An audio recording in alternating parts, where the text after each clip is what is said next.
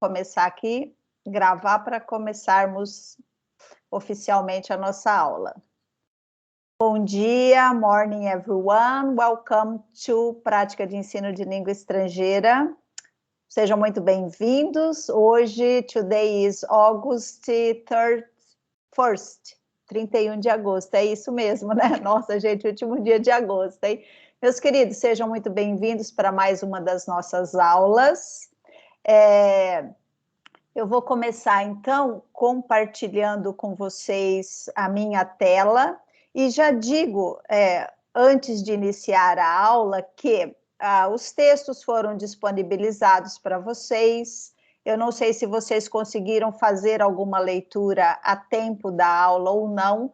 O nosso swap estava ontem fora do ar praticamente, acho que ficou o dia todo, então eu não sei o que vocês conseguiram fazer, tá? Mas não se preocupem, os textos continuam disponíveis e vocês terão oportunidade de fazer as leituras aí ao longo do tempo, correto? Mesmo que não seja possível essa semana, façam assim que vocês tiverem uma oportunidade, porque nós falamos um pouquinho a respeito da prática de ensino, mas por trás de toda a prática tem a teoria que embasa essa prática. Então, quando eu faço algumas colocações para vocês aqui, algumas discussões, eu as faço baseadas em toda a teoria estudada, tá? Então, é interessante que vocês façam a leitura. E hoje nós vamos falar de assuntos, né? Claro que todos eles são muito importantes, muito interessantes, mas hoje, especialmente, nós vamos abordar um pouquinho de crenças a respeito do que seja ensinar e aprender uma língua estrangeira, no caso aqui a língua inglesa. Por exemplo, quando eu ensino, né, quando eu entro numa sala de aula, a minha aula será baseada nas minhas crenças. Mas o que significa isso, teacher? Ou seja, aquilo que eu acredito que seja aprender e ensinar inglês. Eu sou influenciada por todas as experiências que eu tive ao longo da minha vida. Então, às vezes, tem uma professora de inglês que deu uma aula daquele jeito, e você fala, nossa, eu queria fazer assim também, adorei a prática pedagógica dessa professora. Outras, você tem assim até arrepio, fala, nossa, nunca quero isso para os meus alunos, né? Fazer aquelas listas incansáveis lá de verbos, de vocabulário, e pedir para os alunos decorarem. Então, tudo isso, todas essas práticas que influenciaram aí o nosso percurso educacional, elas aconteceram devido a crenças, né, desses professores. E vocês, professores em formação inicial, também irão reproduzir nas salas de aulas de vocês as crenças de vocês, correto? Então, por isso que é importante nós conhecermos, nós sabermos sobre o que são essas crenças, né? Identificar as crenças que nós temos para que a gente consiga, com bastante estudo, muitas vezes melhorar aquilo que a gente acredita que não seria bom para a nossa sala de aula, para o nosso aluno. E isso, essa construção, ela não é feita assim do dia para a noite, ela leva anos. Então, nós vamos observando o nosso fazer, né, ao longo aí das nossas experiências educacionais, nós vamos testando, falar, olha, isso funcionou, isso não funcionou.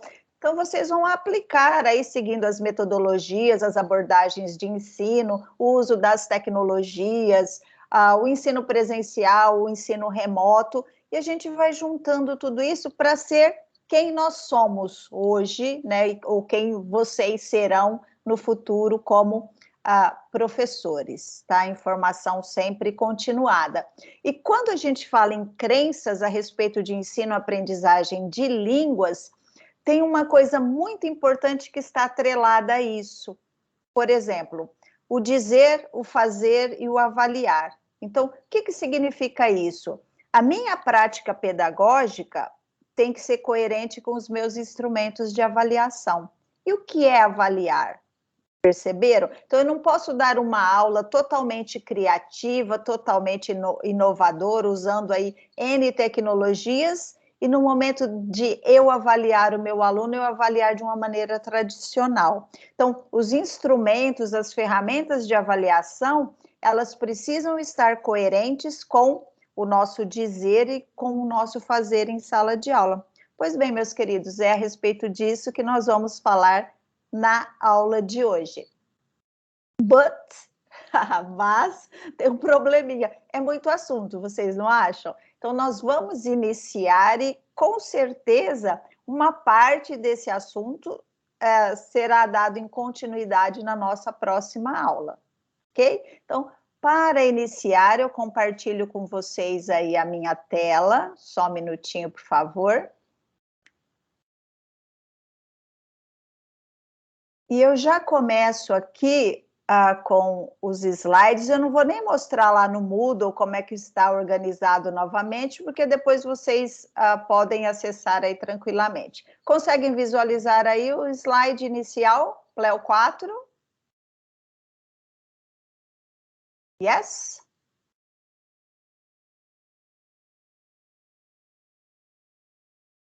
Bom, vou continuar.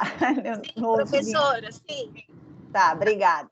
Pessoal, lembrando, meus queridos, que a partir do momento que eu compartilho os meus slides, eu não visualizo mais o chat ou o chat. E aí vocês precisam, então, se manifestar usando o microfone de vocês, tá bom? Então, vamos lá. Para início de conversa, eu compartilho com vocês o QR Code, que vai direcioná-los para a lista de presença, ou o link. Então, o link eu já compartilhei aí no nosso chat. Então, basta clicar e registrar a sua presença na aula de hoje. Ou, se preferir, peguem o celular de vocês, apontem a câmera para esse QR Code e registrem a presença na aula de hoje, tá bom? Posso mudar o slide, já utilizaram aí o QR Code, quem gostaria de usar o QR Code. Depois vocês utilizem o link também, se não foi possível. E agora um recado bastante importante para vocês, tá?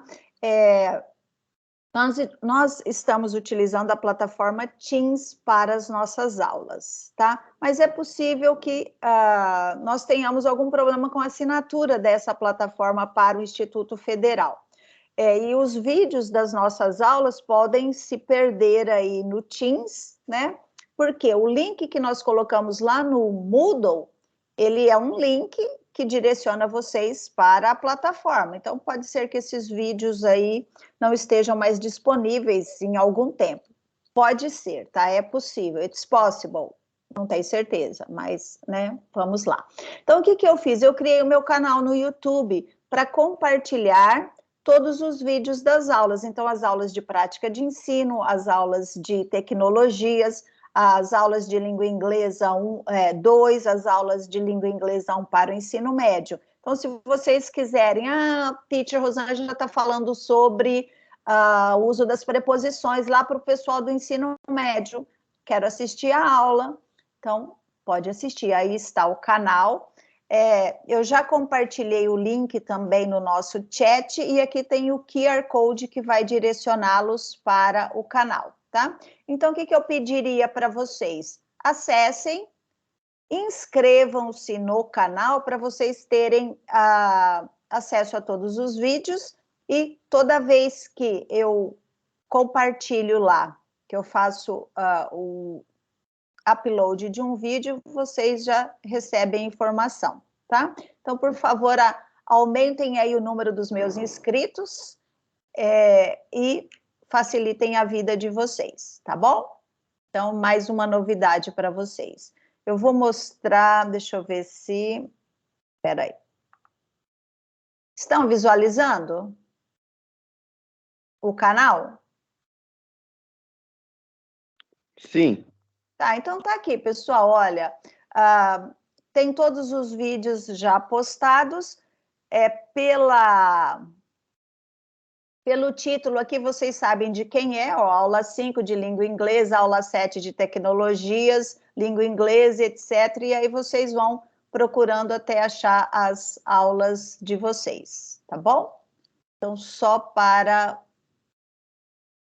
Vou fechar. tá? Para vocês saberem. Então, continuando, meus queridos, vamos para a aula, né? Assim, propriamente dita, quer dizer, já estamos nela. E quais são os objetivos mesmo dessa aula? Vou falar um pouquinho para vocês a respeito do referencial teórico sobre preparação de aulas, material didático e de instrumentos de avaliação. Claro que esse tema vai permear não só a aula de hoje, mas as nossas próximas aulas, tá? Nós vamos refletir um pouquinho a respeito da leitura do texto que já foi disponibilizado no Moodle, né? Crenças e ensino de línguas, foco no professor, no aluno e na formação de professores. Então, esse capítulo aí foi um capítulo que eu escrevi durante o meu mestrado na Unesp de São José do Rio Preto. Tá? Então, está lá na página 203 desse livro, Crenças de Professores e Alunos. Tá? Eu vou falar um pouquinho para vocês a respeito disso, e vocês irão preencher um Google Forms com um inventário de crenças. Vocês se lembram que eu disse que a nossa prática pedagógica, ela acontece baseada nas nossas crenças. Então, vocês vão descobrir um pouquinho sobre as crenças de vocês. Então, vocês irão preencher esse Google Forms e para a próxima semana eu trago as respostas do que vocês colocaram nesse inventário, tá? Então, a parte 1 é o referencial teórico sobre essa preparação de aulas, material didático e de instrumentos de avaliação. Para isso, nós temos, eu coloquei para vocês aí no Moodle, 2 textos. Um é o da Edna Correia, que se chama Ensino e Aprendizagem de Língua Inglesa, está lá no capítulo 21. Se chama Avaliação, uma reflexão. Vamos refletir um pouquinho a respeito do que seja avaliação. Depois, no livro do Luciano Amaral, lá no capítulo 9, vocês vão ler Avaliação do Aprendizado e do Ensino. Encontra-se na página 235. Mas para vocês eu já coloquei o capítulo, tá? Então, já estão disponíveis aí esses capítulos no Moodle. Então, por favor, façam a leitura.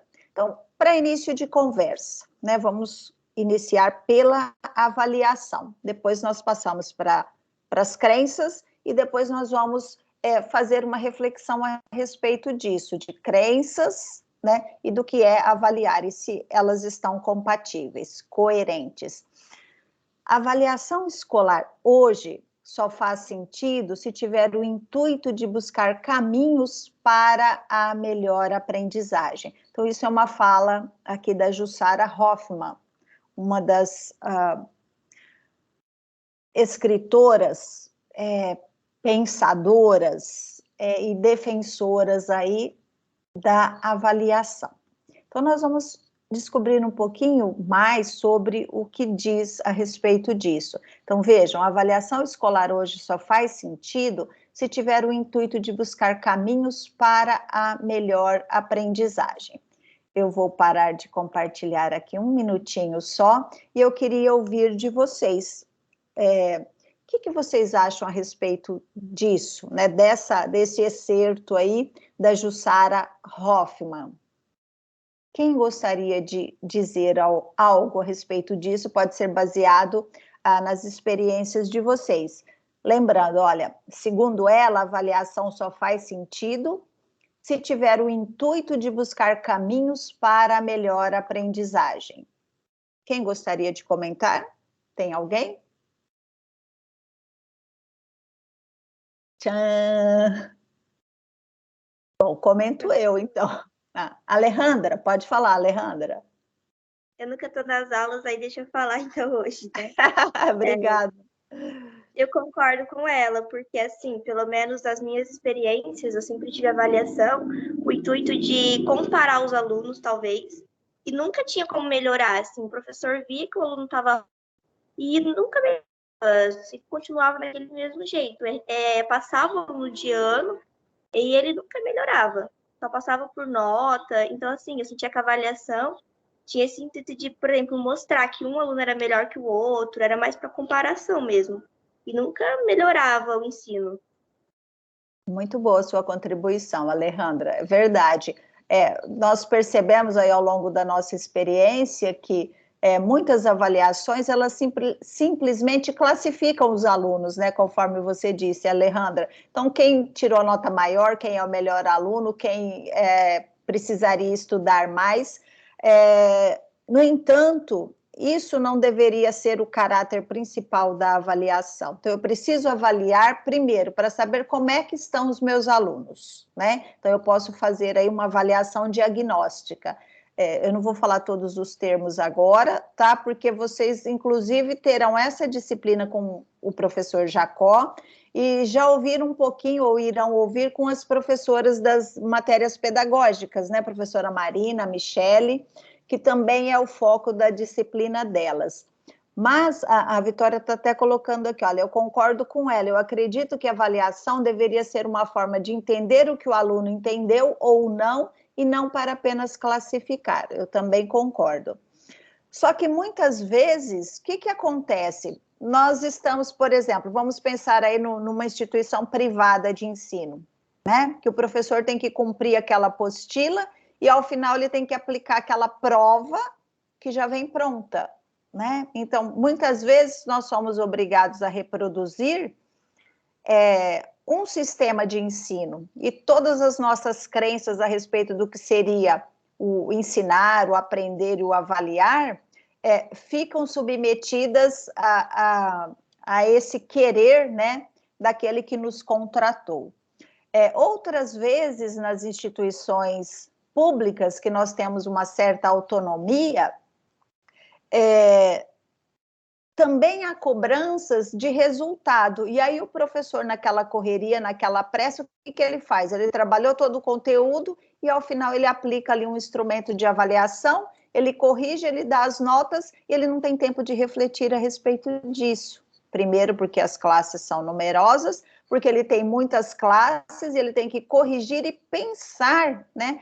Quais seriam as possibilidades para que o meu aluno aprendesse. Então, o que foi que ele não aprendeu? Quem não aprendeu? Foi um aluno? Foram dois ou foi a classe toda? Qual a porcentagem? Então, nós precisamos refletir a respeito de tudo isso. Então, quando eu vejo, por exemplo, que se eu tenho ali 10% da classe que errou aquela questão, então, às vezes pode ser uma desatenção, pode ser que o aluno não tenha estudado, não tenha assistido a aula em que foi explicado. Então, são reflexões para o professor. Agora, quando eu tenho 90% da classe que erra a questão, então isso precisa acender aqui uma luzinha para eu refletir na minha prática pedagógica. Mas eu não vou falar muito sobre isso, já praticamente dando muitas respostas. Por quê? Porque nós vamos refletir juntos, tá?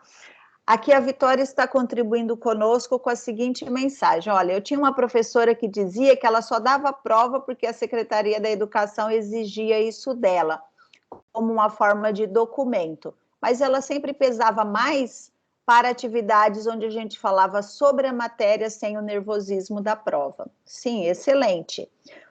O que eu acrescentaria com relação aos instrumentos de avaliação, eles precisam estar coerentes com a nossa prática. Então, a maneira que eu dou a minha aula, eu preciso avaliar. Se eu proponho formas inovadoras, eu tenho que avaliar de formas inovadoras. E eu tenho que proporcionar para os meus alunos diferentes instrumentos de avaliação. Por quê?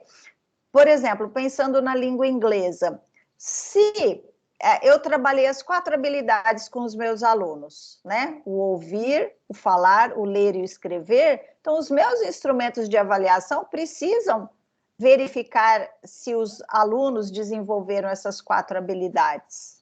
Perceberam? E aí, normalmente, eu dou só uma prova lá com um monte de questão de assinalar, né? E não dá para eu avaliar se o aluno aprendeu, se ele não aprendeu. Ele pode ter chutado tudo. Então, assim, não estou oferecendo respostas, estou refletindo com vocês, estou querendo que vocês reflitam também a respeito disso. Erramos quando avaliamos? Sim, né? Eu falo muito a respeito da minha prática. Às vezes você gostaria de fazer isso, mas você tem que fazer aquilo, né? Por quê? Aí tem N motivos que nós não vamos discutir nesse momento, mas iremos discutir, tá? Vou compartilhar novamente a minha tela. Então, é um pouquinho disso, né? Mas e aí, meus queridos? O que é avaliar? Como a avaliação está presente no nosso dia a dia, né? Então, se nós estivéssemos presencialmente agora, eu pediria que vocês trocassem ideias com o colega de vocês, com o parceiro que está aí do lado direito de vocês.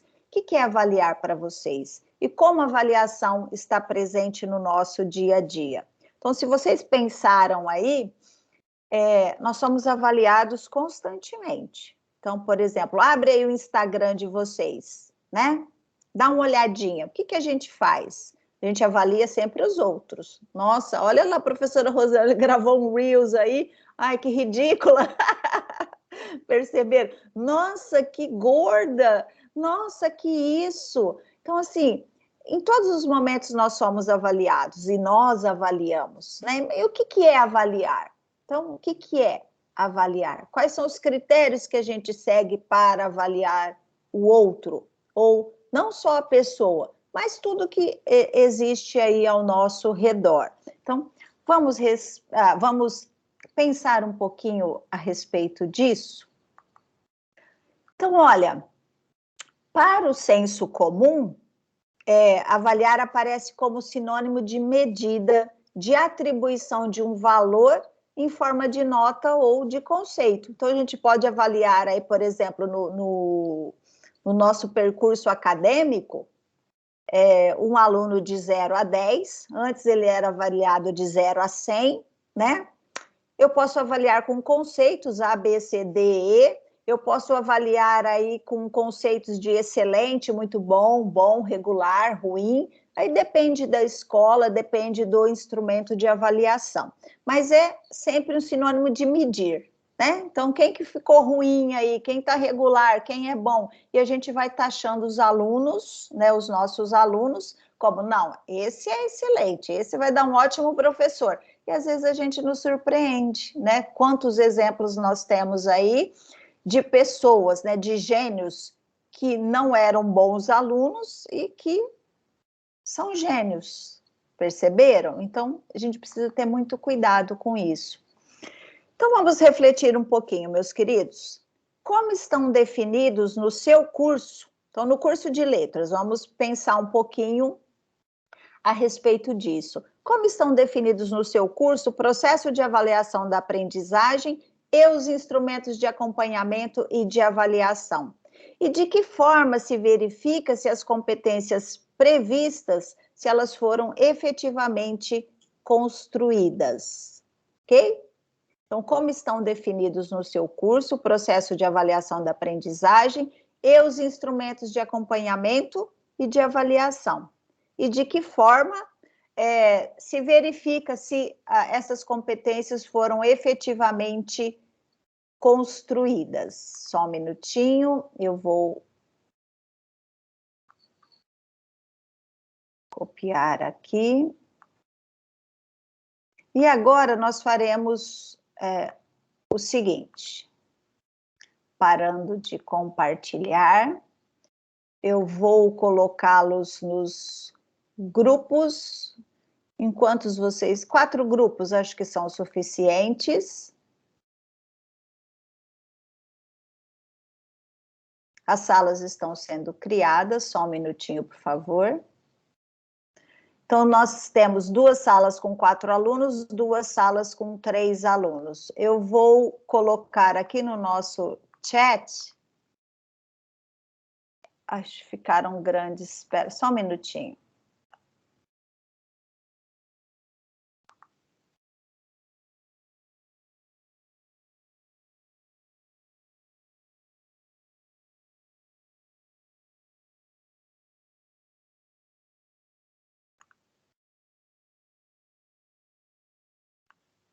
Voltando aqui, pessoal, eu tirei do slide, ficou muito grande o texto, a fonte. Então, aqui estão as 2 perguntas por escrito.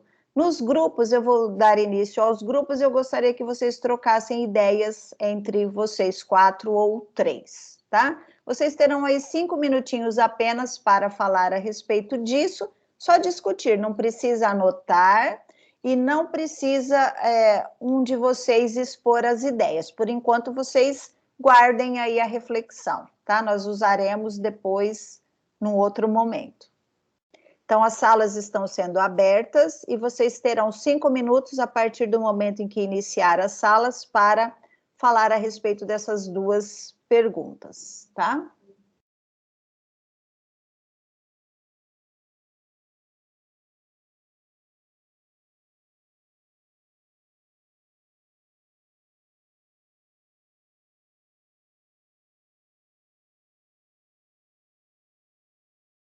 Ok? Então, se você estiver assistindo a gravação dessa aula, nesse momento os alunos foram organizados em 4 grupos para responder as duas perguntas que estavam no slide e que foram compartilhadas também no chat. Então, a primeira questão é: como estão definidos no seu curso, no curso superior de licenciatura em letras do Instituto Federal Campus Sertãozinho, o processo de avaliação da aprendizagem e os instrumentos de acompanhamento e de avaliação?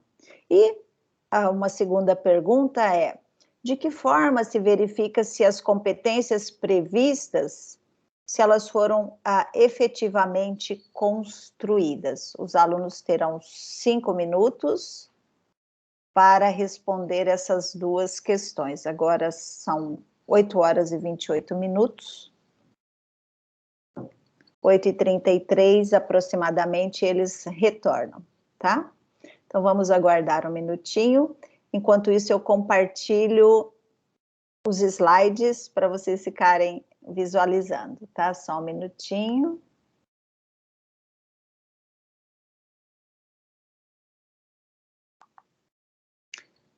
Então, aqui estão as duas questões. Eu vou até voltar um pouquinho, que os alunos poderiam, primeiro, discutir com os seus pares, o que eles acreditam que seja avaliar. Então, o que é avaliar? E como a avaliação está presente no nosso dia a dia. Então, eles podem citar aqui exemplos, situações em que somos ou em que avaliamos. Eles vão responder individualmente primeiro e depois eles vão comparar a resposta com o seu par, tá? Nesse caso não acontece, eu ilustrei aqui para eles saberem como se daria essa prática pedagógica caso nós estivéssemos na sala de aula presencial, o que não foi possível devido aí à pandemia da Covid, por enquanto. Depois, eles têm aqui uma definição pelo senso comum, pelo que a maioria das pessoas acredita ser avaliar. Então, avaliação aparece como sinônimo de medida. Então, vamos avaliar, vamos medir quão bom esse aluno é, quão inteligente ou o contrário, É sinônimo de medida, então, de atribuição de um valor. Então, quanto? 1, 2, 3, 4, 5, ou excelente, bom, ruim, regular. Então, nós estamos a todo momento em nossas vidas avaliando. E a sala de aula também passa por isso. Todos nós, professores em formação inicial e continuada, avaliamos. Mas a reflexão que precisa ficar aqui para cada um dos alunos é a nossa prática pedagógica e os instrumentos, as ferramentas de avaliar. Então, eles precisam ser coerentes. E avaliar não deve ser apenas como considerado no senso comum, que é sinônimo de medir. Então, precisa ir além disso. Não apenas medir, mas o que eu faço com os resultados obtidos de um instrumento de avaliação. Como utilizar esse instrumento, esses resultados para melhorar a minha prática pedagógica. Então, esse é o ponto principal aí da questão. E agora, nos grupos, organizados em grupos, eles estão respondendo a essas duas perguntas. Oi, Pedro.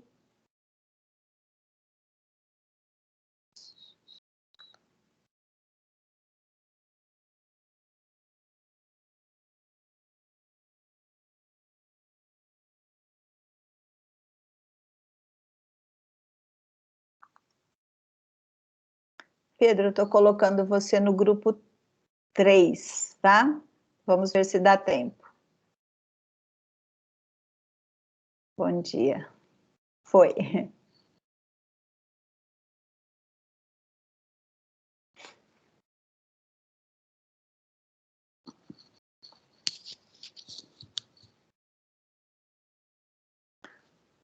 Vamos ver, aqui tem um...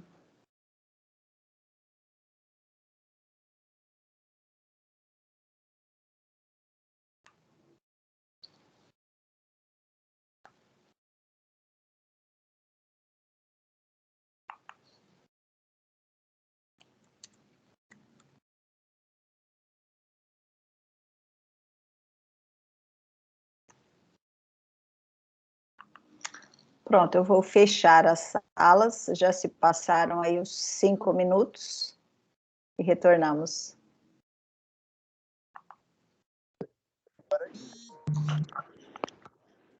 Oi, oi, oi. Eita. Oi, oi. Pronto, então, né, trouxe-os de volta já. Professora, não dá tempo de nada, só de começar, né? O que nós fazemos? Nós jogamos algumas reflexões para vocês, vocês começam, né? Mas já é um bom começo, pensar sobre. Então, está fechando aí a última sala, a sala número 1, para que possamos dar continuidade à aula de hoje. Acho que o Pedro entrou e já saiu, eu já tirei você, né, Pedro? Pedro Silva. O Márcio respondeu aí alguma coisa. Vocês retornam falando, é verdade. Então, meus queridos, eu espero que pelo menos vocês tenham conseguido iniciar esse bate-papo a respeito de como funciona a avaliação, né? Como é que a Rosângela avaliou vocês lá em língua inglesa, né, 1 e 2? Como é que a Rosângela avaliará vocês aqui na prática de ensino? Como vocês foram avaliados por todos os professores? Esses instrumentos, eles foram coerentes? Como foi o retorno, o feedback dessas avaliações? Houve tomadas de atitude, né, com relação aos resultados das avaliações? Então, por exemplo, eu sei que a professora Jaqueline provavelmente deu aula para vocês, né? E ela costuma, quando ela dá os textos para vocês produzirem, então ela retorna sempre, né, com as correções e pede que vocês refaçam e refaçam até que esse texto esteja de acordo com o esperado, né, com pelo menos um perfil para um aluno de um curso superior de licenciatura em letras. Então, o que é feito? Tá? Então, vamos continuar um pouquinho e depois vocês terão um momento de vocês externalizarem os pensamentos de vocês sobre isso, tá? Então, meus queridos, continuando aqui,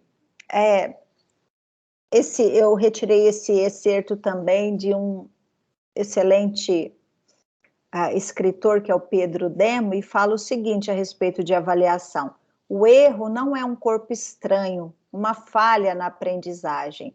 Ele é essencial, ele é parte do processo. Ninguém aprende sem errar.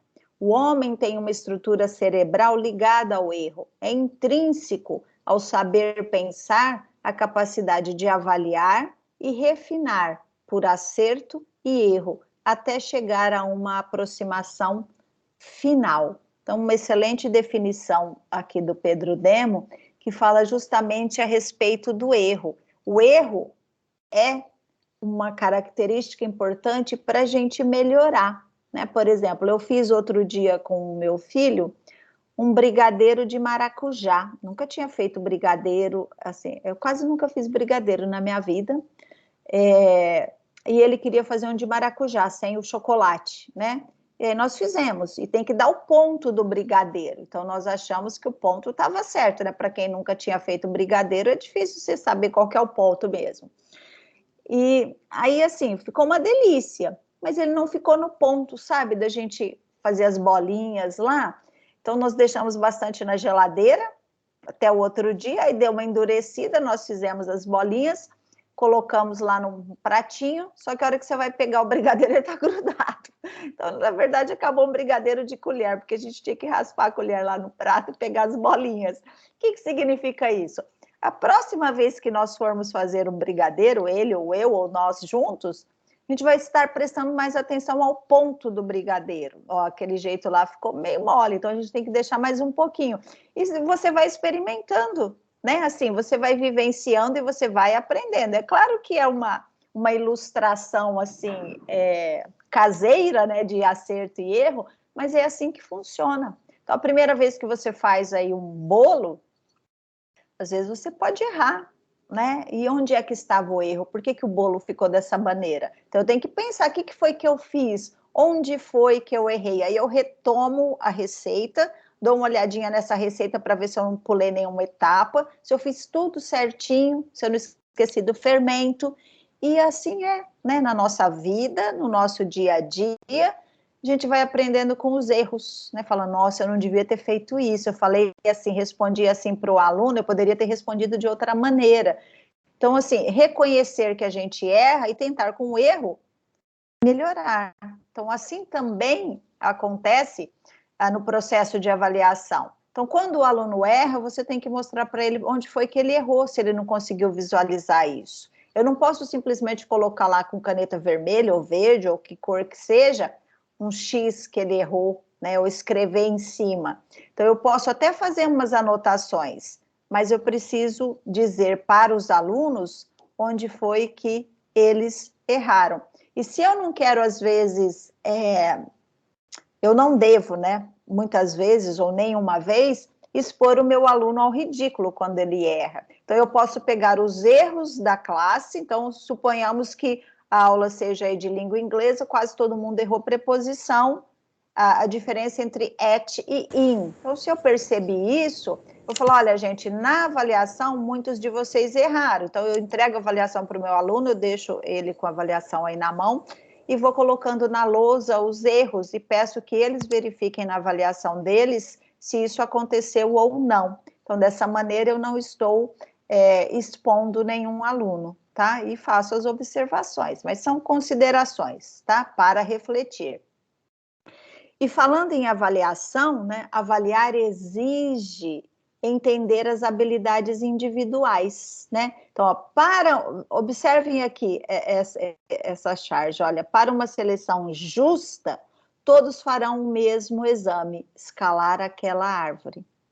Então, vejam aí os animais, né? Por que seria uma avaliação justa todo mundo fazer a mesma coisa? Então, lembrem lá de que eu preciso proporcionar instrumentos diferentes de avaliação, porque eu tenho alunos diferentes, né? E com um instrumento, eu posso melhorar os resultados dos meus alunos. Então, vejam aqui na sequência essa resposta, para uma seleção justa, todos farão o mesmo exame, escalar aquela árvore. E vocês acreditam que isso seria justo?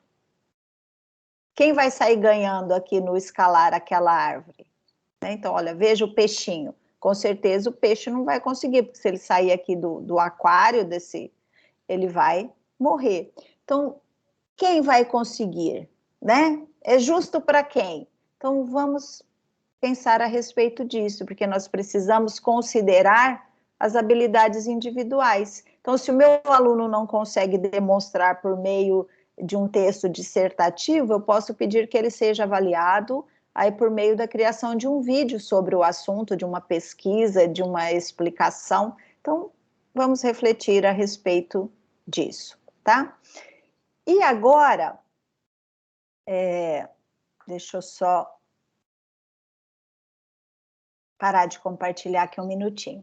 Então, esses foram alguns recortes que eu trouxe a respeito do que dizem aqueles dois textos sobre avaliação, tá? É claro que nos dois textos, nas duas leituras, vocês têm muito mais informação, conhecimento, práticas que falam a respeito da avaliação, né, com mais profundidade. Eu trouxe na superficialidade alguns conceitos, algumas ideias, que é para a gente começar um pouquinho essa reflexão.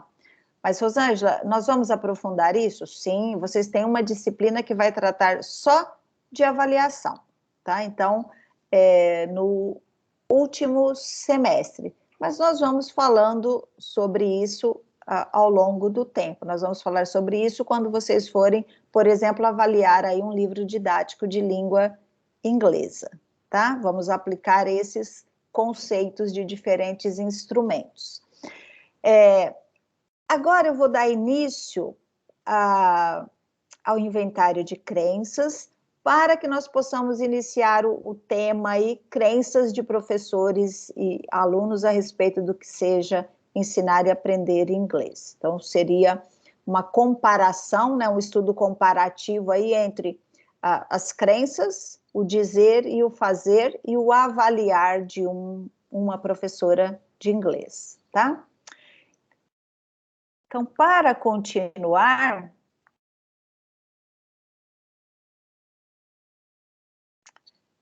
eu vou compartilhar, quer dizer, eu já compartilhei, e esse texto está também na aba da próxima semana, porque só com uma aula não dá para a gente terminar isso hoje, tá? Então, crenças e ensino de línguas, foco no professor, no aluno e na formação de professores. Então, esse é o nome do livro, tá? O nome do capítulo é Crenças de Professores e Alunos sobre o Processo de Ensino, Aprendizagem e Avaliação, Implicações para a Formação de Professores, tá? Esse é o capítulo que eu escrevi desse livro no meu processo aí de mestrado na Unesp de Rio Preto, sob orientação da professora doutora Maria Helena Vieira Abrão, tá? E aqui, então, nós partimos para uma parte prática, que nós vamos, para fazer esse estudo, eu utilizei um inventário de crenças. Esse inventário o que eu utilizei, tá? Eu estou compartilhando com vocês o utilizado no meu estudo, na minha pesquisa. É de Horowitz, de 1988. É possível que existam outros inventários de crenças que já tenham criado outros inventários, mas eu estou compartilhando com vocês o que eu utilizei, tá? Então, eu vou dividi-los novamente nos grupos, mas o trabalho é individual. Mas por que vocês serão colocados em grupo? Porque esse inventário, Beliefs About Language Learning Inventory, né? Então, esse inventário de crenças sobre ensino-aprendizagem, ele está em inglês. Então, eu vou colocá-los aí nos grupos, porque às vezes um aluno ajuda o outro a compreender o que está sendo dito nas questões, tá? Vocês poderão, quando estiverem lá nos grupos, acessar por meio desse link ou por meio desse QR Code, ok? Deixa eu pegar o link aqui, copiar, porque eu acho que eu não fiz isso no chat, né? Só um minutinho. Colando aqui, ele fica num tamanho melhor, tá?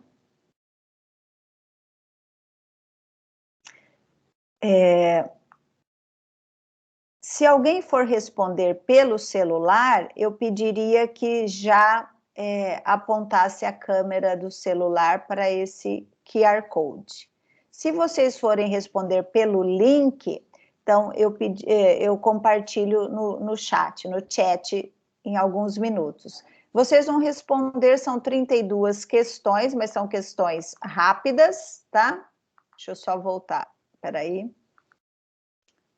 Parar de compartilhar, colocar aqui no chat. Vocês vão ver, por exemplo, nesse inventário, inventário.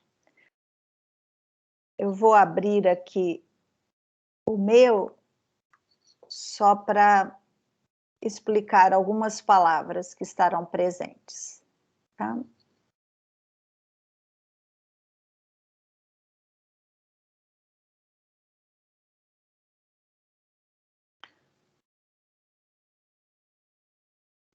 Olha, vocês têm para cada uma das perguntas, ó, it's easier for children than adults to learn a foreign language. Então está dizendo o seguinte, ó, é mais fácil para crianças do que adultos aprender uma língua estrangeira. Aí vocês têm 5 opções que vocês precisarão assinalar. A primeira delas diz o seguinte, strongly agree.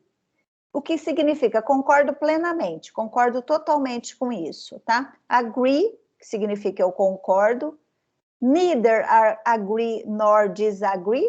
Nem concordo nem discordo, então você se mantém aí neutro. Disagree, que é o discordo dessa afirmação. E strongly disagree, que significa discordo totalmente. Então vocês partem de uma que é concordo totalmente, com a última que é discordo totalmente. E vocês têm aí as intermediárias, concordo, nem discordo, ou seja, para mim tanto faz, nem cheira, nem fede na linguagem popular, e o discordo. Então, para cada uma das questões, vocês têm que assinalar uma das opções, ok? Então, eu vou dividi-los nos grupos, novamente, e começar. Vocês terão, eu vou calcular aqui mais ou menos um tempo que eu acredito que seja suficiente. Quando eu observar aí no chat que a maioria terminou, eu retorno, tá? E se vocês não conseguirem terminar no período estipulado, o questionário, o inventário fica aberto no Google Forms e vocês podem finalizar depois. Agora é só para um poder ajudar o outro, tá bom? Então vamos lá. 1, 2, 3, começando. O Juan tá sem sala, é isso, né? Espera aí, Juan, que eu já te coloco em uma. Isso, professora. Tá. Eu vou te colocar Professora, eu aqui. também tô. Você pode me colocar? Quem falou aí? Espera aí. A Ingrid, professora. Tá.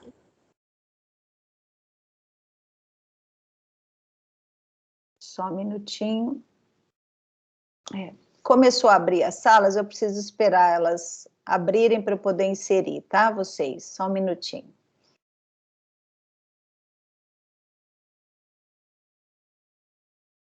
Vamos lá, Juan.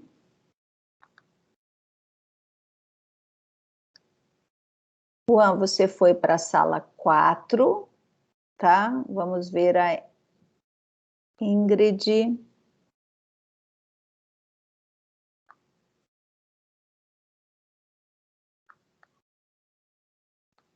Foi para a sala 3. Vamos ver se vocês serão direcionados para lá, tá?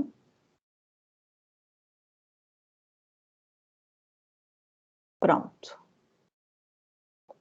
Caso vocês tenham dúvidas, enviem mensagem aí no chat ou retornem para a sala principal aqui comigo, tá bom?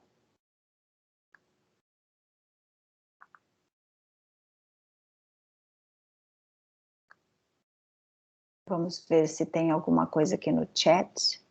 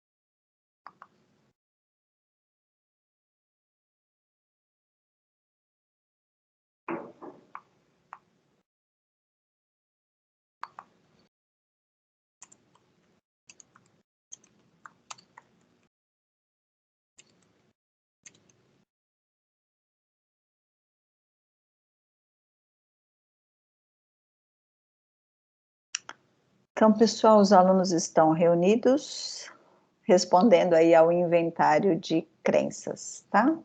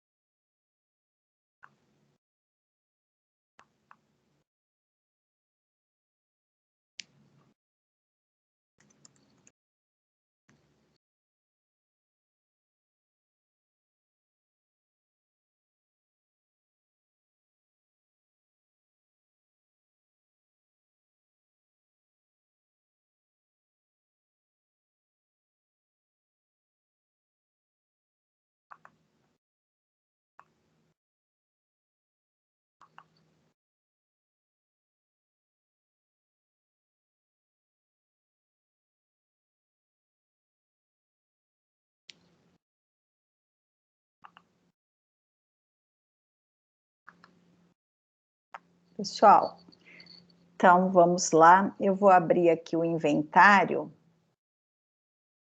para ir acompanhando, para quem estiver assistindo depois saber do que se trata, tá? Então vamos lá.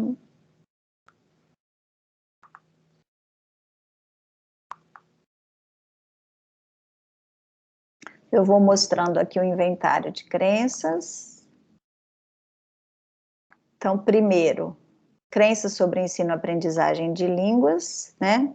Então, aqui é o conhecimento, aqui é a crença, aqui é a verdade, true, né? Aquilo que você acredita. Primeiro, it's easier for children than adults to learn a foreign language. Então, é bem mais fácil para crianças do que para os adultos aprender uma língua estrangeira. Então, concordo plenamente, né, totalmente, concordo, nem discordo, discordo e discordo totalmente.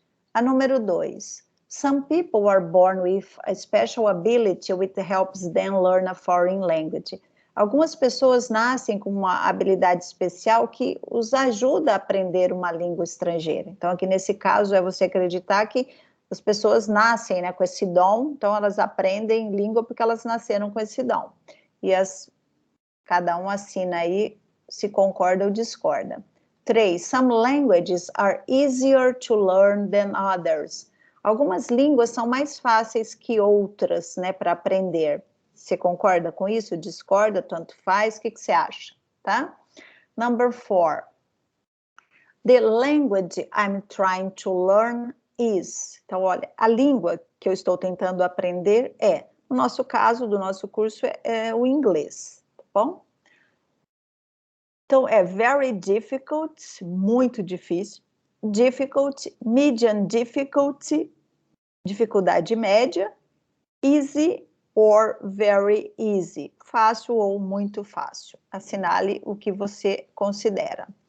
The language I'm trying to learn is structured in the same way as English. Aqui é no caso se você estivesse aprendendo uma outra língua que não fosse o inglês. Eu deveria ter trocado aqui por as português, ok? Vou colocar isso aqui para os alunos. Vou até copiar, só um minutinho. Questão 5, compartilhar lá no chat.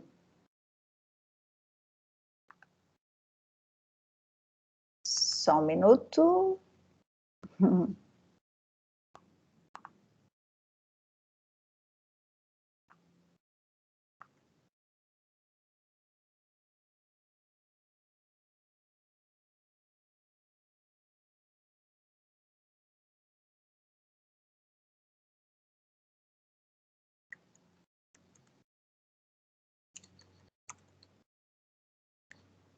Olha, eu estou pedindo aqui para os alunos trocarem a palavra inglês por português, tá? Para facilitar aí. Ok, voltando. Ops.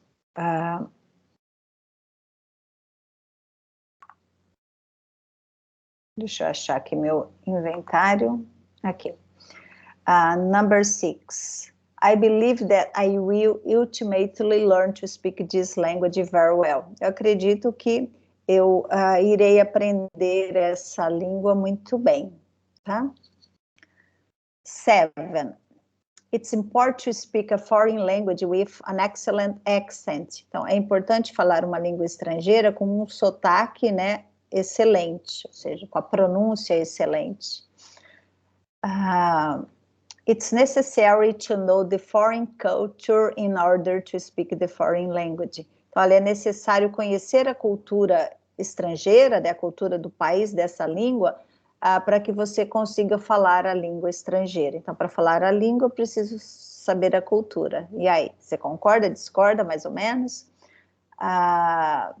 You should not say anything in the foreign language until you can say it correctly. Então, você não deveria falar qualquer coisa, né, na língua estrangeira até que você possa dizer corretamente. Ou seja, você não deve falar nada se você não souber falar direito. Você concorda? It's easier for someone who already speaks a foreign language to learn another one. Então, é muito mais fácil para as pessoas que já falam uma língua estrangeira aprender uma outra língua. Number 11. It's better to learn a foreign language in the foreign country. Então, é melhor aprender a língua estrangeira no país estrangeiro. Ou seja, se eu quero aprender inglês, eu vou para um país que fale a língua inglesa, tá? Deve ser mais fácil. Então, e aí, você concorda? Number 12. If I heard someone speaking the language I'm trying to learn, I would go up to them so that I could practice speaking the language. Se eu ouço alguém falando a língua que eu estou tentando aprender, eu vou até essa pessoa, desse modo eu vou conseguir praticar, né, a fala dessa língua, o speaking dessa língua. Então, eu vou ter oportunidade de conversar com a pessoa. Number 13. It's okay to guess if you do not know a word in the foreign language. Tá tudo bem se você não souber uma palavra na língua estrangeira, tá? If someone spends 1 hour a day learning a language, how long would it take him to become fluently?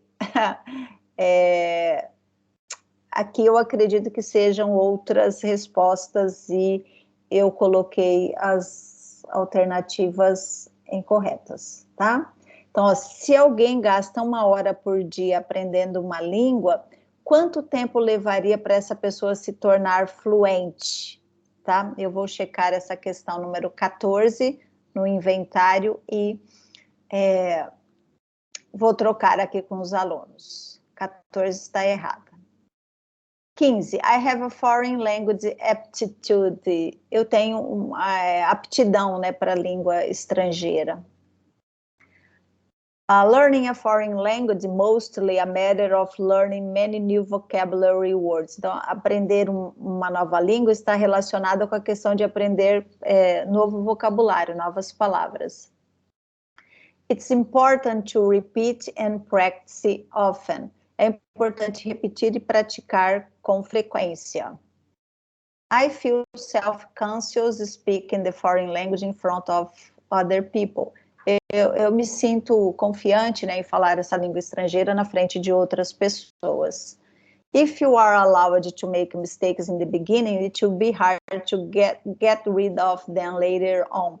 Se te deixam, né, se te é permitido cometer erros no começo, vai ser difícil você se livrar deles ao final, né, mais tarde. Learning a foreign language is mostly a matter of learning a many of grammar rules. Aprender uma língua estrangeira está ligado com a questão de aprender muitas regras gramaticais. It's important to practice in the language lab. É importante praticar no laboratório de línguas. Então, para aprender inglês, é importante eu estudar em um laboratório de línguas. Women are better than men at learning foreign languages. As mulheres são melhores que os homens, né, nessa questão de aprender uma língua estrangeira. If I speak this language very well, I will have many opportunities to use it. Se eu falo, né, se eu falar essa língua muito bem, eu terei muitas oportunidades para usá-la. It's easier to speak than understand a foreign language. É mais fácil falar do que entender uma língua estrangeira. Learning a foreign language is different from learning other school subjects. Aprender língua estrangeira é diferente de aprender outras matérias escolares, né, outros componentes curriculares. Learning a foreign language is mostly a matter of translating from English. Então, aprender uma língua estrangeira está relacionado com a questão de traduzir, né, do inglês. If I learn to speak this language very well, it will help me get a good job. Se eu aprender a falar essa língua muito bem, vai me ajudar a conseguir um bom trabalho. It is easier to read and write this language than to speak and understand. Então, é mais fácil ler e escrever essa língua do que falar e entender. People who are good at math and science are not good at learning foreign languages. Então, pessoas que são boas em matemática e ciências não são boas em aprender línguas. E aí, o que você acha? I would like to learn this language so that I can get to know its speakers better. Eu gostaria de aprender essa língua. Dessa maneira, eu vou conseguir conhecer outros falantes, né, melhor. People who speak more than one language well are very intelligent. Pessoas que conseguem falar mais de uma língua são muito inteligentes. Everyone can learn to speak a foreign language. Todas as pessoas podem aprender uma língua estrangeira. Tá? Eu vou só checar aqui a questão número 14, se eu não me engano. Questão número 14.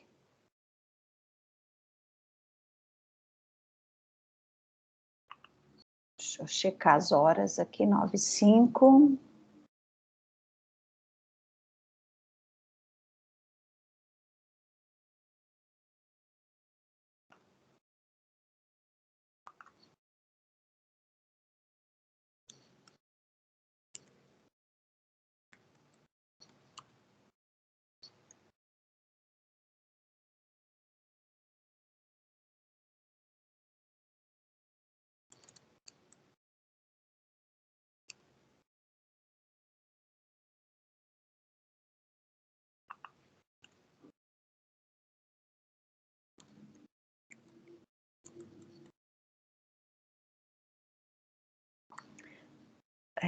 Peraí.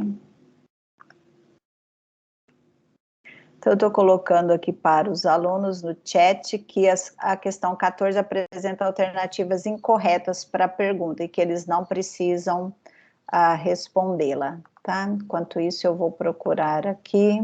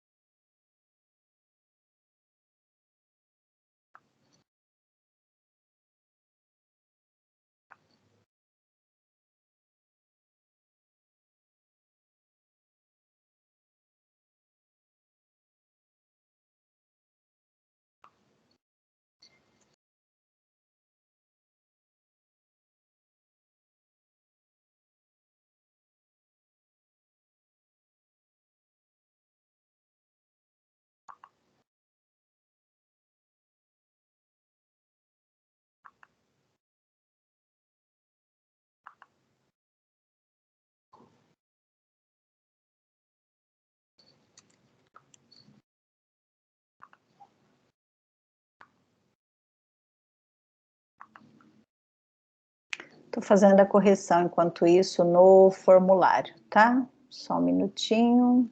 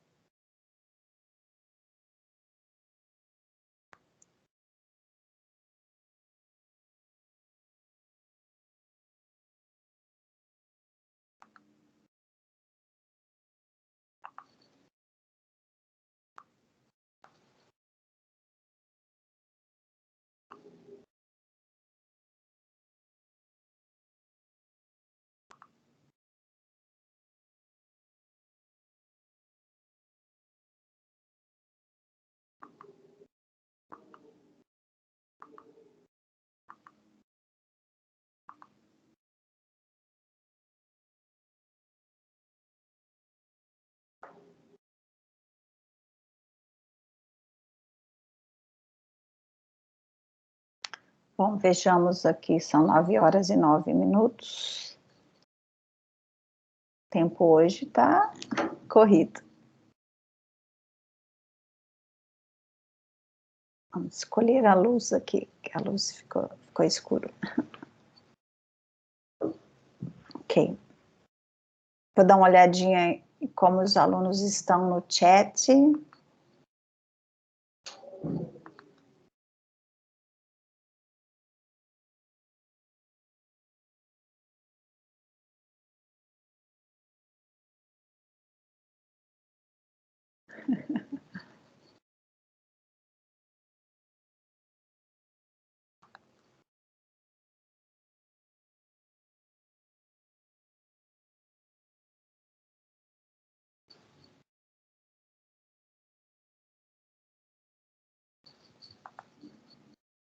Bom, eu vou parar a gravação da aula.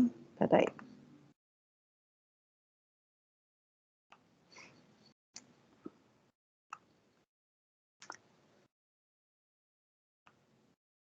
Pessoal, eu vou parar a gravação da aula nesse momento, porque os alunos estão respondendo as questões sobre o inventário de crenças de Horowitz, de 1988, porque baseada, né, nessas respostas, eu vou apresentar para eles na próxima aula quais são as crenças deles a respeito de ensino-aprendizagem e de avaliação aí de língua estrangeira, o que significa para eles aprender e ensinar uma língua estrangeira. E a partir das considerações deles, eu inicio a próxima aula para discutir sobre o capítulo do livro Crenças, né, de professores e alunos a respeito do que seja ensinar e aprender uma língua estrangeira. Então, eu me despeço aqui, bom dia, e retorno com os alunos em 5 minutinhos para os encaminhamentos para a próxima aula, tá bom? Beijos, bom dia, até.